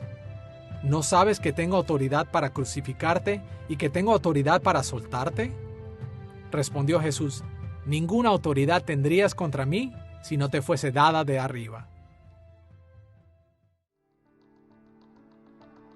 La segunda parte importante del relato de Juan sobre la muerte y resurrección de Jesús es la crucifixión en Juan capítulo 19, versículos 16 al 37. En el relato de la muerte de Jesús, Juan explica cómo los eventos particulares de la crucifixión cumplieron con varias expectativas sobre el Mesías escritas en el Antiguo Testamento. Estos datos demuestran que Jesús no fue tomado por sorpresa. Cada cosa tomó su lugar de acuerdo al plan de Dios. Durante su arresto, juicio y crucifixión, Jesús mantuvo silenciosamente su dignidad erguida. El Hijo de Dios dio su vida por su pueblo y haciendo eso reveló la gloria de Dios de una manera que nunca antes se había revelado. ¿Hasta dónde llegaría Dios para liberar a su pueblo? Por todo el camino hasta la cruz. Tercero, el reporte de la muerte y resurrección de Jesús termina con la resurrección en Juan capítulo 20, versículos 1 al 31. De acuerdo a Juan capítulo 20, versículos 1 al 9, la tumba de Jesús fue un hecho histórico. María, Pedro y el mismo Juan vieron que Jesús no estaba ahí. En el capítulo 20, versículos 10 al 31, Jesús se apareció a María Magdalena, los discípulos y a Tomás. Estos reportes indican que los seguidores de Jesús eran algo escépticos y no eran fácilmente engañados. En particular, Tomás no había estado presente la primera vez que Jesús apareció a sus discípulos. Y Tomás era escéptico. Él quería evidencias. Él no iba a creer la historia tan perturbada de una resurrección. Y su confesión en el versículo 28 es el clímax de la narración de Juan, donde Tomás reconoce a Jesús con las palabras «Mi Señor y mi Dios». La última parte del Evangelio es la conclusión a su relato de la vida y ministerio terrenal de Jesús, registrado en Juan capítulo 21, versículos 1 al 25.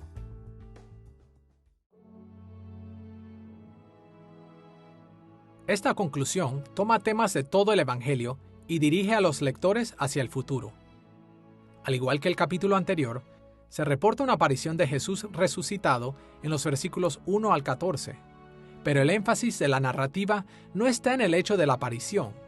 En ambos versículos, el 1 y el 14, Juan habló de esta aparición como una revelación, usando la misma palabra que en el capítulo 2, versículo 11, cuando él dijo que Jesús manifestó su gloria.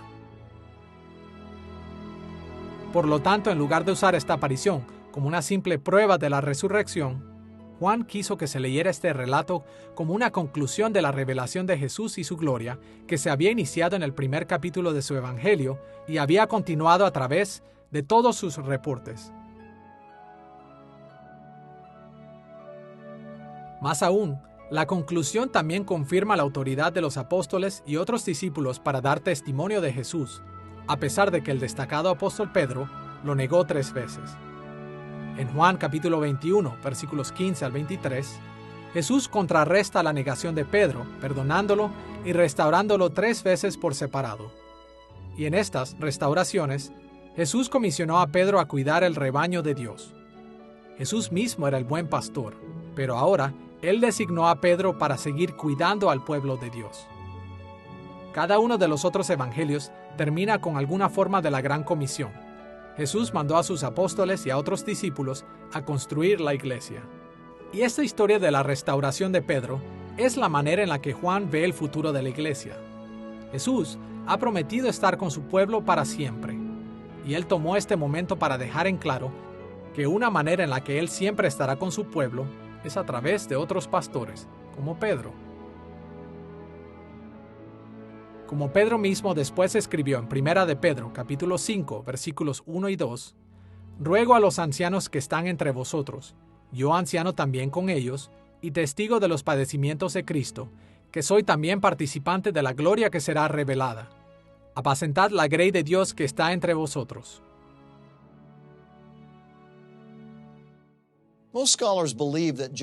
La mayoría de los estudiosos creen que el Evangelio de Juan fue escrito cuando los últimos apóstoles estaban muriendo. Juan incluso pudo haber sido el último apóstol vivo en ese momento.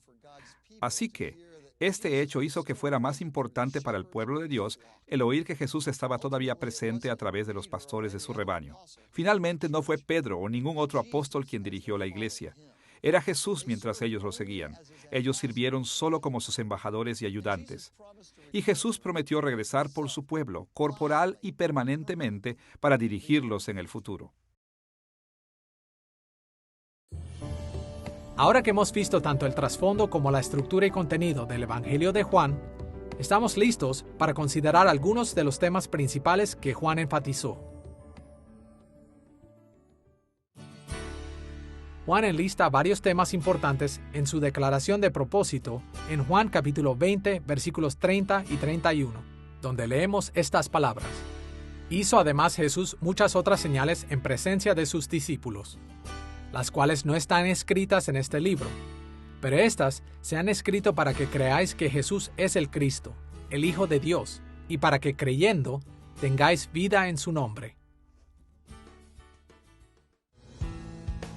En esta parte de nuestra lección, nos enfocaremos en 4 temas relacionados que provienen de la declaración que Juan nos dio: el hecho de creer, la identidad de Jesús como el Cristo, su identidad paralela como el Hijo de Dios y la bendición de vida que Él ofrece. Comencemos con el énfasis de Juan en el hecho de creer. Juan usó la palabra griega pistiuo, que significa creer, 106 veces. Los otros 3 evangelios juntos usan esta palabra 34 veces. Solo 1/3 del total de veces que Juan la usó. Esta diferencia en el énfasis muestra cuán importante es la idea de creer en la narrativa de Juan.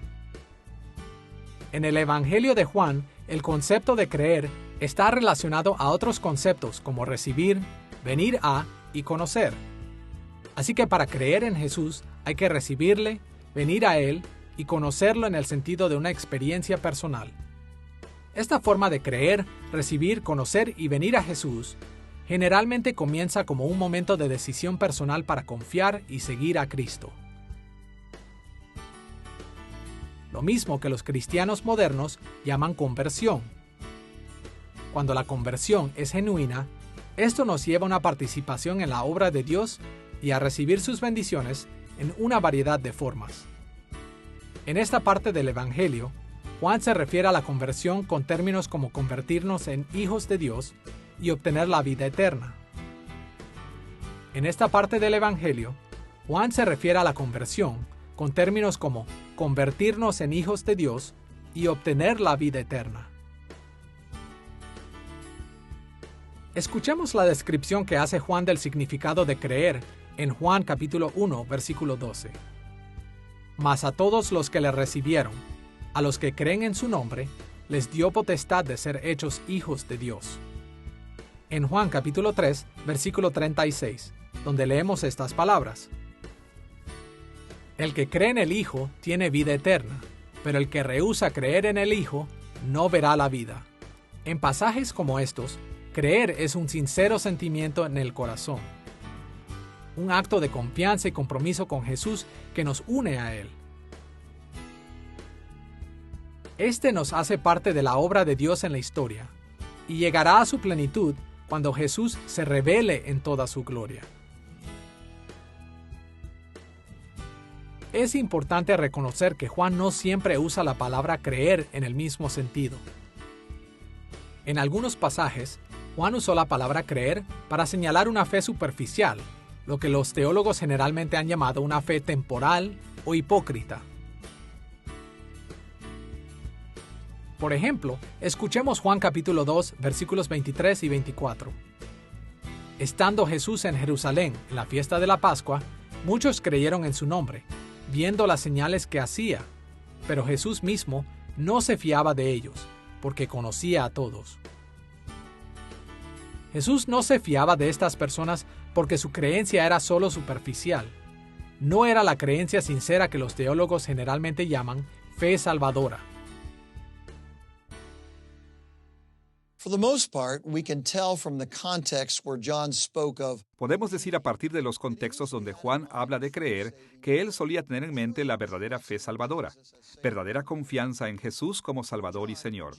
Para Juan, Jesús, el objeto de nuestra fe, hace toda la diferencia. No es el poder de nuestra fe lo que nos salva, sino el poder de aquel en quien creemos. Una vez que hemos observado el tema de creer en Jesús, vayamos a una de las cosas principales que Juan nos quiere hacer reflexionar, y es que Jesús es el Cristo, el Mesías, el cumplimiento de las antiguas promesas de Dios para el pueblo de Israel. Al llamar a Jesús Cristo, Juan claramente lo identifica como el Rey de Israel. Después de todo, en el primer siglo el término Cristo o Mesías se había convertido en el equivalente de Rey de Israel. Esto es lo que el Cristo era, pero el hecho de que Jesús era el Rey de Israel tenía muchas implicaciones y Juan dirigió su atención a varias de ellas. Por ejemplo, Juan enfatizó que como el Rey de Israel y de Judá en el Antiguo Testamento, Jesús personificó al pueblo que gobernaba. Jesús se convirtió en todo lo que Israel había dejado de ser, y con ello recibió todas las bendiciones que Israel previamente fracasó en obtener. Como Rey de Israel, Jesús representó a su pueblo en toda su capacidad y sirvió tanto como su sustituto y como el conducto de las bendiciones de Dios para Israel. En Juan capítulo 15, versículos 1 al 8, Juan demostró esta verdad acerca de Jesús, reportando que Él era la vid verdadera y que sus seguidores eran los pámpanos en Él.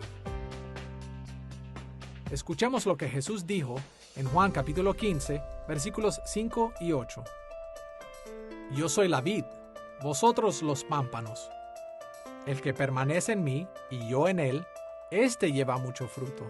En esto es glorificado mi Padre, en que llevéis mucho fruto y seáis así mis discípulos. A través del Antiguo Testamento, Israel ha sido descrito como la viña de Dios. Encontramos esta imagen en lugares como el Salmo 80, Jeremías capítulo 2, Ezequiel capítulo 17 y Oseas capítulo 10. Más aún, la familia real de David y el futuro gran Mesías fueron representados como la rama de donde el pueblo de Dios crecería.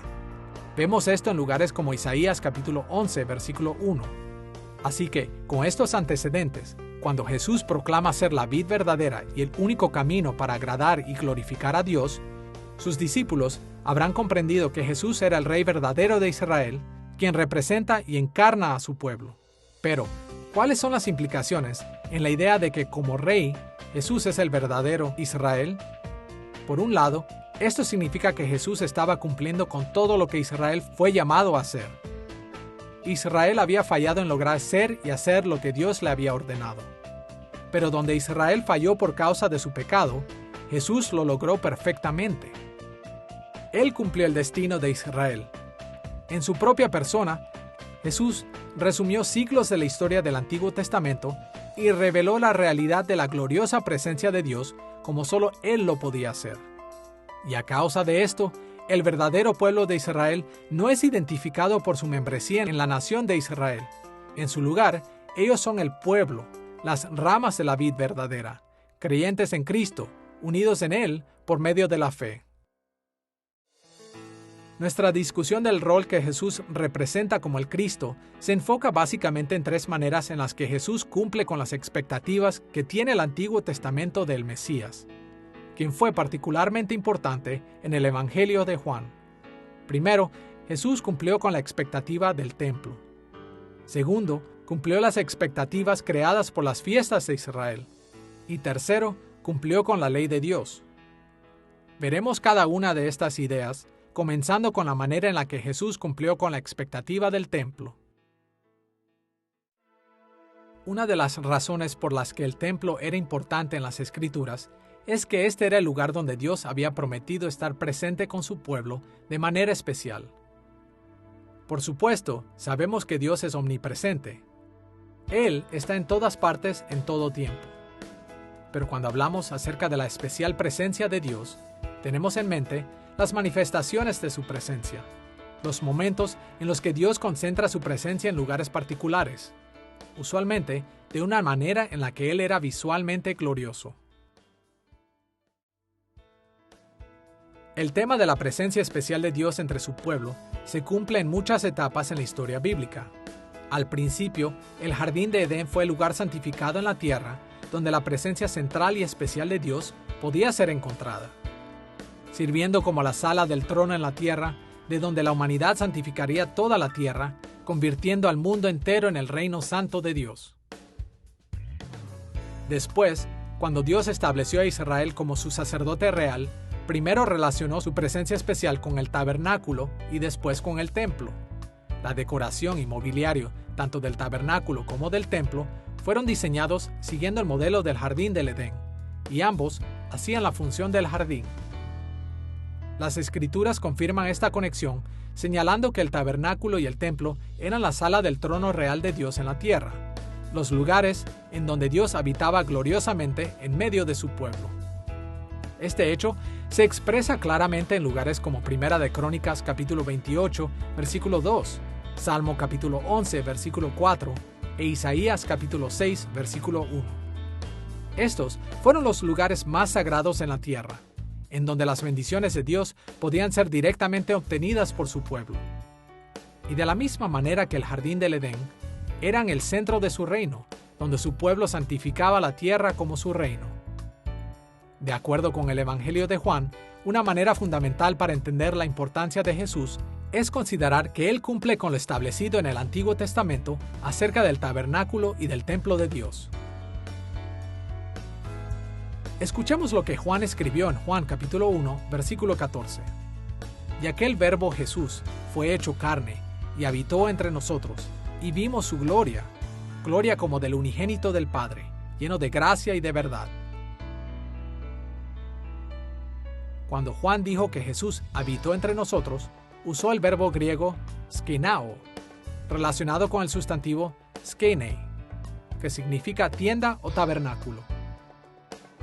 De hecho, este mismo sustantivo es usado para referirse al tabernáculo sagrado de Dios en la Septuaginta, la traducción griega del Antiguo Testamento.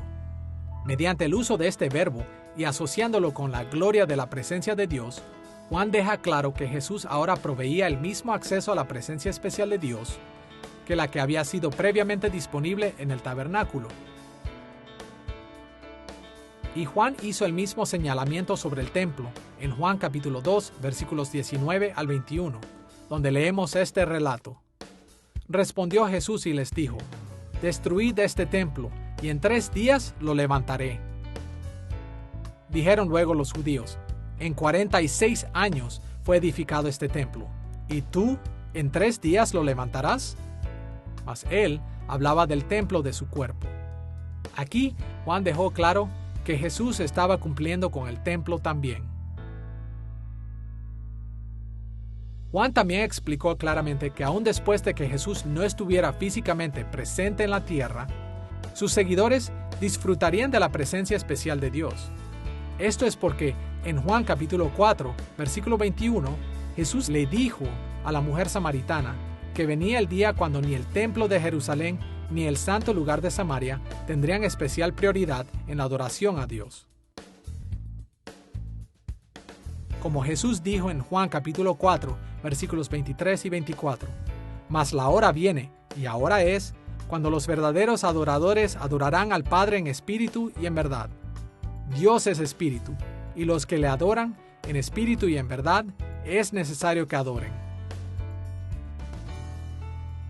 Las palabras de Jesús a la mujer samaritana deberían ser una gran motivación para la iglesia moderna, porque vivimos en el tiempo del que Jesús estaba hablando.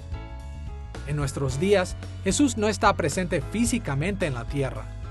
De acuerdo a Hebreos capítulo 8, versículo 2 y capítulo 9, versículos 11 y 12, Él reside físicamente en el tabernáculo de Dios en el cielo. Pero está presente con nosotros espiritualmente, especialmente cuando nos reunimos en la iglesia. Vemos esto en lugares como Mateo capítulo 18, versículo 20, y Primera de Pedro capítulo 2, versículos 4 al 9. Y porque Jesús está presente con nosotros, ahora somos el templo sagrado de la presencia especial de Dios en la tierra. Pero aún este maravilloso cumplimiento del templo en Cristo será sobrepasado cuando Jesús regrese en gloria. Pasajes como Apocalipsis capítulo 21, versículos 1 al 5, enseñan que cuando Cristo regrese, Él transformará a la creación entera en la morada de Dios. En ese tiempo, Cristo y el Padre siempre estarán presentes con nosotros, y la tierra entera será llena de la gloria de Dios. Una segunda manera en la que Jesús cumplió con las expectativas mesiánicas del Antiguo Testamento en el Evangelio de Juan fue cumpliendo con el significado de las fiestas de Israel. Como mencionamos anteriormente, gran parte del Evangelio de Juan puede describirse en torno a varias fiestas que Jesús atendió. Entre estas fiestas hubo varias celebraciones de Pascua, tabernáculos y dedicación. Dios estableció estas fiestas para identificar a Israel como su real sacerdocio y para darles maneras regulares de disfrutar las bendiciones de su presencia especial en el tabernáculo y el templo. Y en su Evangelio, Juan dejó claro que Jesús cumplió con el significado de estas fiestas. La fiesta de la Pascua era una de las 3 fiestas principales de Israel celebradas anualmente. Esta celebraba el éxodo de Israel de Egipto. En resumen, Jesús cumplió con esta fiesta porque Él representaba al Cordero Pascual, quien sería muerto y comido en la Pascua, y cuya sangre era el símbolo de la liberación de Israel de Egipto. Los 4 escritores de los Evangelios identificaron a Jesús como el verdadero Cordero Pascual. Pero solo Juan remarcó este hecho registrando las palabras de Juan el Bautista, quien dijo: «He aquí el Cordero de Dios, que quita el pecado del mundo», en Juan capítulo 1, versículo 29. En Juan capítulo 19, versículo 33, Juan también reportó que cuando Jesús murió, los soldados no quebraron sus piernas, cumpliendo el requerimiento de Éxodo capítulo 12, versículo 46, que dice que los huesos de los corderos escogidos para la fiesta de la Pascua no deberían ser quebrados.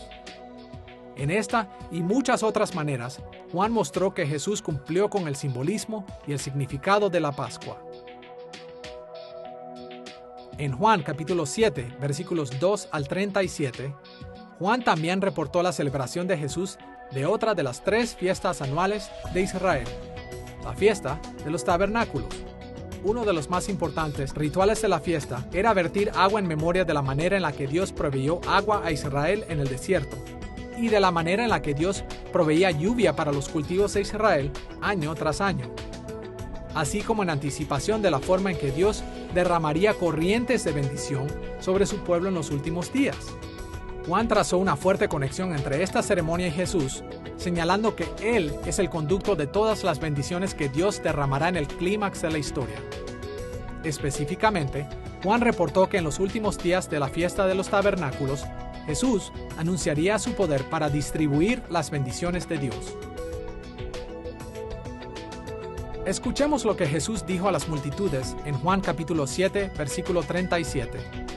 Si alguno tiene sed, venga a mí y beba.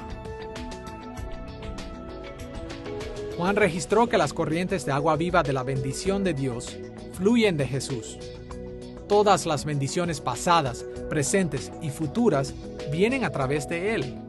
En este sentido, Jesús es el cumplimiento de todas las esperanzas de las bendiciones de Dios que fueron representadas en la fiesta de los tabernáculos.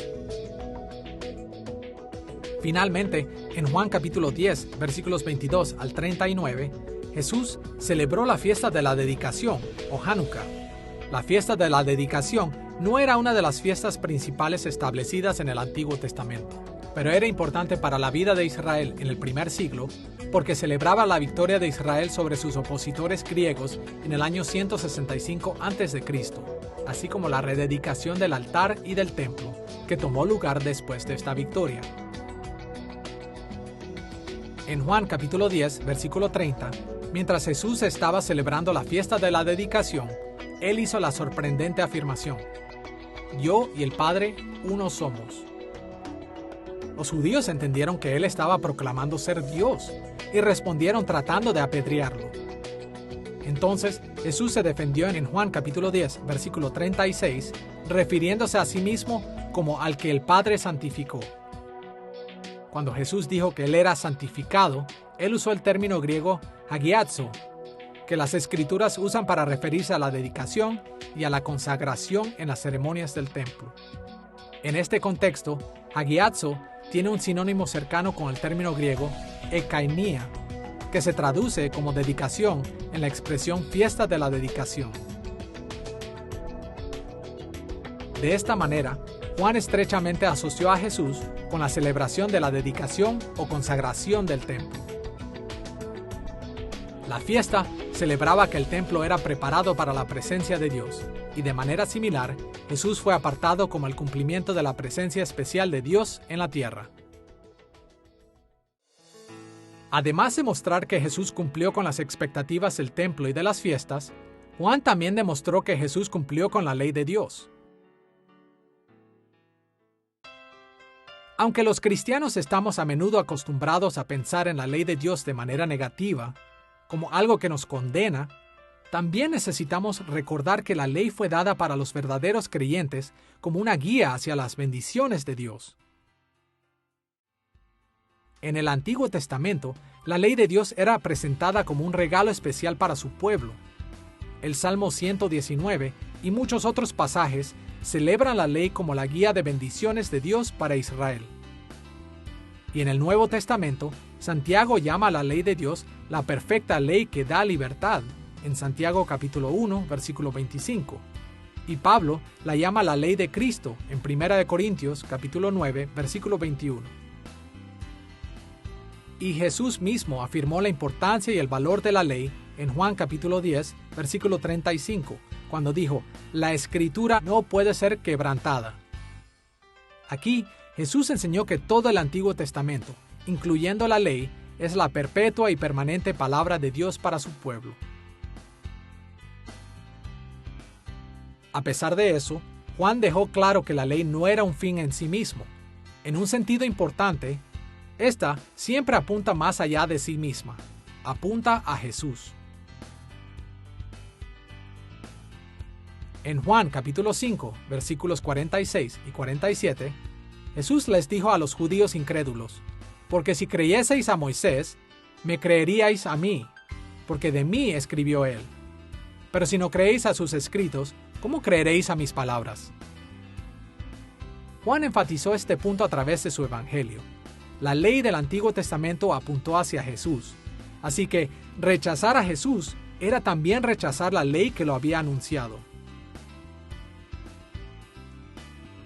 Una de las maneras en las que Juan enfatizó esto fue atribuyéndole a Jesús títulos, características y acciones que el judaísmo ya le había dado a la ley.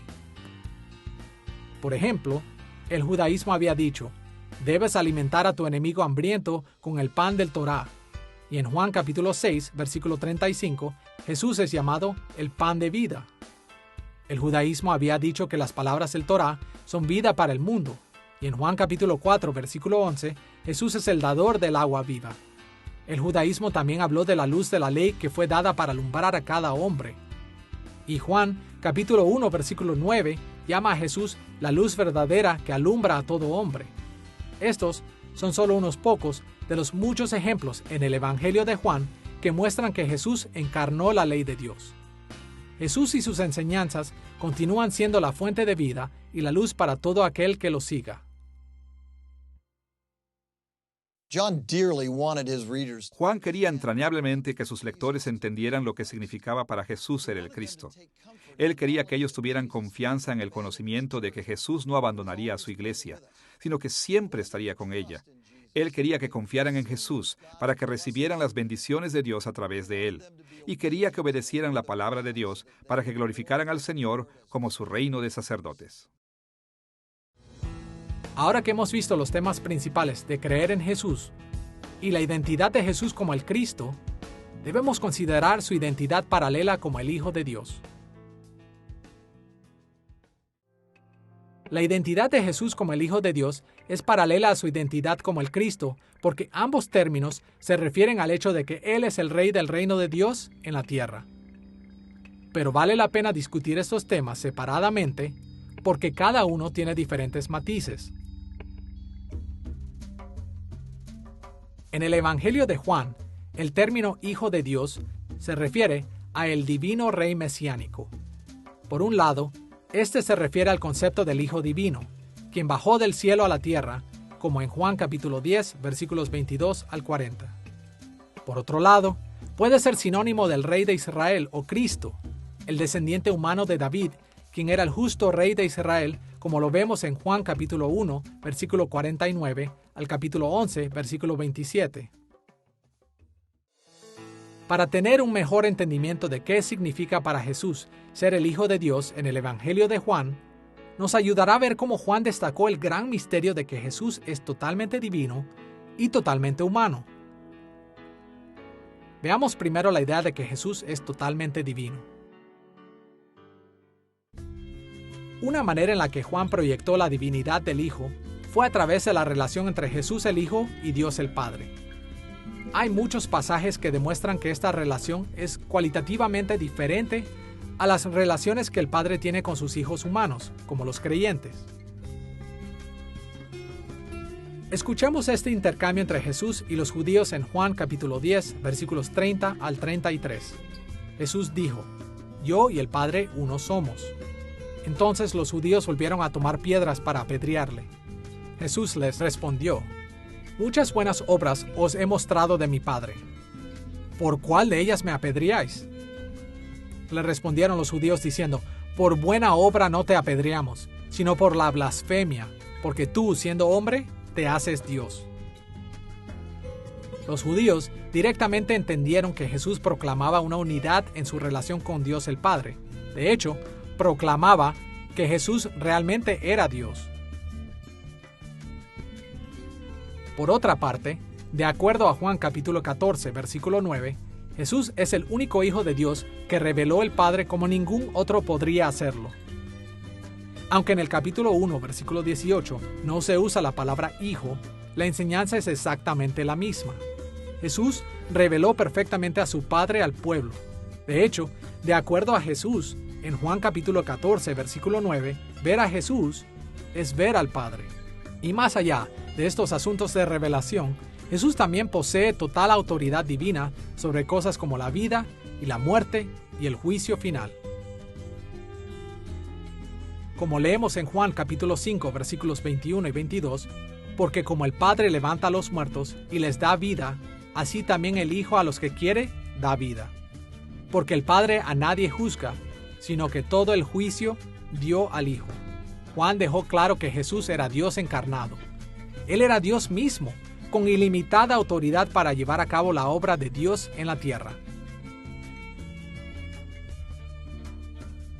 Otra forma en la que Juan proyectó la divinidad o deidad del Hijo fue a través de la descripción de Jesús como el Yo Soy. En Éxodo capítulo 3, versículo 14, Dios reveló su nombre de pacto a Moisés diciendo, Yo soy el que soy. Esto fue la base del divino nombre que generalmente ha sido representado en español como el Señor. Se pensaba que el nombre de Dios era tan santo que los judíos de los días de Jesús rehusaban pronunciarlo. Pero Jesús lo aplicó a sí mismo. En Juan capítulo 8, versículos 12 al 59, Jesús y los líderes judíos estaban involucrados en una confrontación explosiva. La controversia tiene que ver con la proclamación de Jesús de su condición de hijo y la proclamación de sus oponentes de que son hijos de Abraham. En el versículo 44, Jesús les dijo que su verdadero padre era el demonio. A cambio, ellos lo retaron preguntándole si él era más grande que Abraham. Entonces, Jesús finalizó el argumento con estas palabras en Juan capítulo 8, versículo 58. Antes que Abraham fuese, yo soy. Jesús no dijo, yo era, como hubiera sido lo natural si él quisiera decir que era más viejo que Abraham. Él dijo, yo soy, proclamando no solo ser más viejo y grande que Abraham, sino ser el eterno Dios de Israel mismo. Habiendo considerado la divinidad de Jesús, veamos el tratado de Juan, del hecho de que como Hijo de Dios, Jesús era también totalmente humano. Desde el tiempo de David, el término Hijo de Dios era usado para referirse al rey humano, quien se sentaba en el trono de David como rey de Israel. Podemos ver esto en lugares como Salmo capítulo 2, versículo 7 y 2 de Samuel capítulo 7, versículo 14. Juan capítulo 7, versículo 42, también muestra que los judíos tenían la expectativa de que el Cristo viniera de la familia de David. Y en Juan capítulo 1, versículo 49, el término Hijo de Dios es usado como un sinónimo para Rey de Israel. En muchos otros pasajes en el Evangelio de Juan, también se identifica a Jesús como el Rey de los judíos, como en el capítulo 12, versículos 13 al 15, el capítulo 18, versículos 33 al 40, el capítulo 19, versículos 1 al 21. En resumen, cuando Juan identificó a Jesús como el Hijo de Dios, parte de lo que él quería decir era que Jesús era un perfecto humano, descendiente de David, que gobernaría sobre Israel para siempre.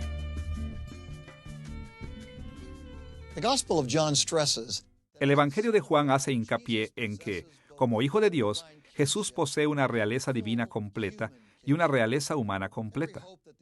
Cada esperanza que el Antiguo Testamento puso en el reinado de Dios sobre el universo y cada esperanza que el Antiguo Testamento estableció para el gobierno del Mesías davídico fue cumplida en el reinado de Jesús. Hasta ahora, hemos visto los principales temas del hecho de creer en Jesús, la identidad paralela de Jesús como el Cristo y como el Hijo de Dios. Ahora estamos listos para estudiar las bendiciones de vida que vienen a aquellos que creen en Cristo. Juan usó la palabra vida 36 veces en su evangelio. Los otros 3 evangelistas la usaron en total 16 veces. Pero no solo es por el gran número de veces que se utilizó esta palabra lo que le da importancia al evangelio, sino el rol que la palabra vida juega en el mensaje del evangelio.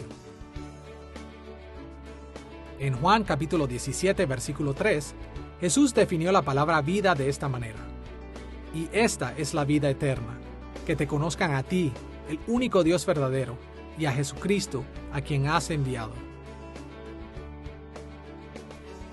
Por supuesto que este conocimiento es mucho más que el simple conocimiento intelectual de Dios. Este incluye una medida de conocimiento racional acerca de Dios. Pero aún más importante es que es una relación con Él, una experiencia personal de su presencia y participación en nuestras vidas. Esta comunión con nuestro Creador es una de las principales metas de la existencia humana. De acuerdo a Juan capítulo 3, versículo 16, esta vida puede también ser llamada eterna, significando que nunca terminará. Pero Juan deja claro que no tenemos que morir para obtener esta vida eterna. De hecho, los creyentes ya poseen la vida eterna. Como Jesús dijo en Juan capítulo 5, versículo 24, el que oye mi palabra y cree al que me envió, tiene vida eterna, y no vendrá a condenación, mas ha pasado de muerte a vida. La vida es el regalo de Dios para aquellos que creen en Jesús. La vida eterna es un regalo de la liberación del juicio divino en interminable paz y alegría. Esta solo puede obtenerse de Dios por creer en su Hijo Jesús. Y el Evangelio de Juan enfatiza por lo menos dos razones para esto. Primero, Jesús es el creador y proveedor de la vida, como leemos en lugares como Juan capítulo 1, versículos 1 al 5, capítulo 5, versículo 26, capítulo 11, versículo 25 y capítulo 14, versículo 6. Y por lo tanto, Jesús tiene el derecho a conceder la vida a aquellos a los que Él desee. De hecho, Jesús hizo esto explícitamente en Juan capítulo 5, versículo 21. La segunda razón nos enseña que la vida eterna solo puede ser obtenida a través de Jesús. Solo Jesús posee las palabras de vida, que son el mensaje del Evangelio que dirige a la gente a un conocimiento salvador de Dios. Jesús explicó esto en lugares como Juan capítulo 6, versículo 63, y el capítulo 12, versículos 49 y 50. Y Pedro lo confirmó en Juan capítulo 6, versículo 68. Jesús es el unigénito, o como Él es llamado en Juan capítulo 1, versículo 18, el unigénito Hijo. Nadie más ha revelado al Padre Celestial como Jesús lo hizo, porque nadie más vino del Padre como Jesús lo hizo. El rol único de Jesús como el revelador de Dios se basa en su identidad como el unigénito de Dios, quien vino a mostrarnos al Padre y darnos vida eterna.